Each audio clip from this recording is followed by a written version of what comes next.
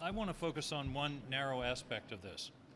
A week and a half ago, I had a group of Maine people sitting around a table in South Portland talking about the question of pre-existing conditions and why it was important. There's some figures. In Maine, 54% of the adult population have pre-existing conditions. That's the level of impact that we're talking about if the administration's effort to get rid of the pre-existing condition provision is upheld. But there's one specific area that I hadn't really thought about and that really struck me hard as I was having this discussion. The opioid crisis is the most serious public health crisis my state has ever faced. We're a small state and we're losing more than one person a day to an opioid overdose. One of the people at the table was a provider not of treatment services but simply of detox services for people with problems with opioids, and he can't keep up with the demand just for detox. But the point he made was, if you go in for treatment for opioid addiction, that becomes a pre-existing condition which you would then have to reveal when you applied for health insurance. The last thing we need is an impediment to people seeking treatment for opioid addiction.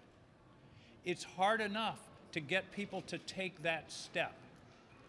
And the tragedy is when they take that step, there isn't enough treatment to be had, but to put an additional burden to say, if you do this, to a parent, for example, this will be a pre-existing condition that will follow you the rest of your life and impair your ability to get insurance at all or insurance at a reasonable price, I think is an absolute tragedy.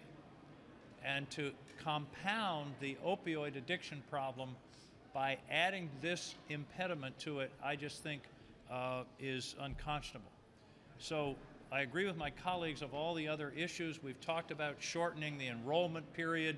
Last winter, mysteriously, the website had to go down for repairs in the couple of Sundays before the sign-up date, cutting back 90% on advertising and outreach, finally talking about pre-existing condition, repealing the individual mandate. All of those things cumulatively are going to lead to enormous cost increases, and ironically, a lot of those increases will not fall on the people who are within the ACA because the subsidies will alleviate those cost increases. It's the people outside of the ACA getting individual policies who are going to see 30, 40, 50, 60, 70% increases this fall as a result of the decisions that have been made over the past year.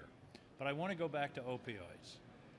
It's one of the most tragic impacts across the country and particularly in rural areas.